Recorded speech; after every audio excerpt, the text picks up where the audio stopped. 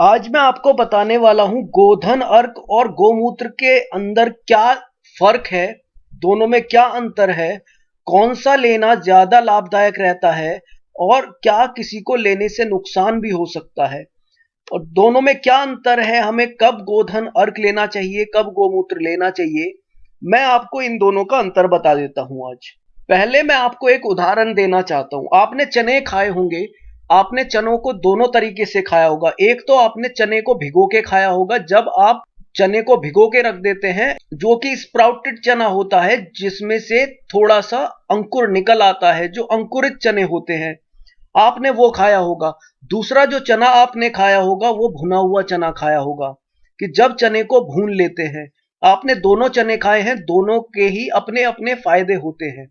लेकिन अगर मैं आपसे ये पूछता हूं कि दोनों चने में कौन सा ज्यादा बेनिफिशियल है आपके लिए, कौन सा आपके लिए ज्यादा लाभदायक है, तो निश्चित रूप से जो स्प्राउटेड है, जो अंकुरित है, वो ज्यादा लाभदायक होगा। दोनों के ही फायदे हैं, लेकिन जो अंकुरित चना है वो ज्यादा लाभदायक है। क्यों? क्योंकि उसके अंदर प्राण है। और जो भुना हुआ चना है उसे हम मरा हुआ चना कह सकते हैं। लेकिन दोनों के ही लाभ होते हैं लेने के।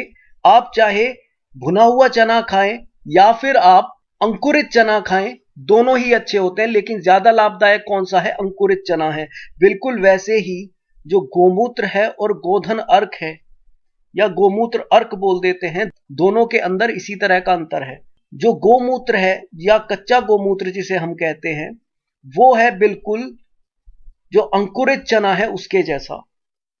और जो गोधन अर्क है वो है जैसे आपका भुना हुआ चना होता है। क्योंकि जो गोधन अर्क है वो हम कैसे बनाते हैं? गोमूत्र को हम भाप बना के उसे फिर हम दोबारा से लिक्विड की फॉर्म में कन्वर्ट करते हैं, तो वो गोधन अर्क में बदल जाता है, जिससे कि वो ज्यादा दिन के लिए रखा जा सके। क्योंकि बहुत सारे लोग होते हैं जिन्हें ताजा गोमूत्र नहीं मिल पाता है, और गोमूत्र को हम ज्यादा टाइम के लिए रखेंगे तो वो खराब हो जाएगा।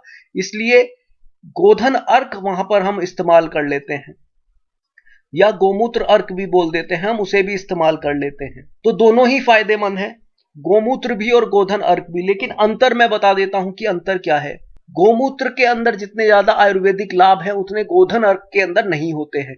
अगर मैं ये कहूं कि अगर गोमूत्र जो है वो 100% आपको लाभ देगा, तो गोधन अर्क 30 से 40% आपको लाभ देगा। इतना फर्क पड़ जाता है अगर आप गोमूत्र की बजाय गोधन अर्क लेते हैं। मैंने आपको गोमूत्र के फायदे के बारे में पहले बताया हुआ है। पीछे एक वीडियो पहले से मैंने डाल रखी है, आपने अगर नहीं देखी है तो इस वीडियो के लास्ट में उसका लिंक दे दूंगा मैं, आप वो वीडियो देख सकते हैं। तो गोमूत्र और गोधन अर्क दोनों ही लाभदायक होते हैं, लेकिन जो गोधन अर्क है आप उसे ज्यादा नहीं पी सकते। अगर आपने गोमूत्र एक कटोरी भर के भी पी लिया तो भी कोई समस्या नहीं है, लेकिन जो गोधन अर्क है आप वो बहुत ज्यादा नहीं पी सकते हैं। अगर आप 10 से 20 ml लेते हैं तो उतना ही उसके अंदर पानी मिलाकर आपको गोधन अर्क लेना होता है, क्योंकि इसके अंदर हीट होती है। क्योंकि हमने गोमूत्र को भाप बनाया होता है, तो गोधन अर्क के अंदर हीट मिलेगी आपको, तो इसलिए हम ये ज्यादा मात्रा में नहीं ले सकते। लेकिन गोमूत्र के साथ ऐसी कोई समस्या नहीं है।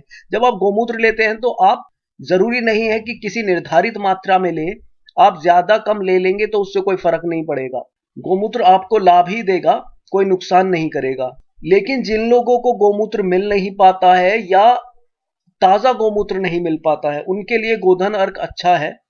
एक फायदा और है गोधन अर्क का, वो ये फायदा है कि हमें पता नहीं होता कि हमें किस गाय का गोमूत्र लेना है। क्योंकि देसी गाय होनी चाहिए, दूसरा वो बछिया होनी चाहिए, मतलब प्रेग्नेंट नहीं होनी चाहिए, या आसपास उसने प्रसव ना किया हो। तो हमें इन चीजों का ध्यान रखना पड़ता है। तो हमें इतनी ज्यादा जानकारी होती नहीं है, तो इसलिए हम गोधन अर्क का भी इस्तेमाल कर सकते हैं। मैंने नीचे डिस्क्रिप्शन में दे दिया है लिंक, अगर गोधन अर्क आप खरीदना चाहते हैं तो वहां से जाकर खरीद सकते हैं। पतंजलि का गोधन अर्क आता है, श्री श्री रविशंकर का भी गोधन अर्क आता है, और भी बहुत सारी कंपनियां हैं जिनके गोधन अर्क आते हैं। मैंने नीचे डिस्क्रिप्शन में लिंक दिया है, आप चाहे तो वहां से जाकर खरीद सकते हैं। अगर आपको प्योर गोमूत्र नहीं मिल पाता है कहीं पर भी, तो आप गोधन अर्क का इस्तेमाल कर सकते हैं। लेकिन अंतर उतना ही है जितना एक अंकुरित चने में और एक भुने हुए चने में होता है। तो अंकुरित चना समझ लो कि जैसे गोमूत्र है, जो कच्चा गोमूत्र होता है, और भुना हुआ चना समझ लो कि जो गोधन अर्क होता है, उसके अंदर प्राण नहीं होता। अगर आपको यह जानकारी अच्छी लगी है तो आप मेरे चैनल को सब्सक्राइब कर सकते हैं। मैं आपके लिए इसी तरह की वीडियोस लेकर आता हूं जिनके अंदर घरेलू नुस्खे होते हैं, या जो आप घर में जो इस्तेमाल करते हैं चीजें, उनके फायदे बताता हूं मैं इसके अंदर। तो अगर आप इस चैनल को सब्सक्राइब कर लेंगे, जो नीचे लाल बटन है उसे क्लिक करके, तो आप कोई भी वीडियो मिस नहीं करेंगे मेरे चैनल से, वो आपको सबसे पहले मिल जाएगी। तो आप इस वीडियो को लाइक करें और ज्यादा से ज्यादा लोगों के बीच शेयर करें, जिससे कि सभी लोगों को ये जानकारी मिल पाए। आपका ये वीडियो देखने के लिए बहुत बहुत धन्यवाद करता हूं मैं, और आप इसी तरह से जुड़े रहिए मेरे चैनल के साथ।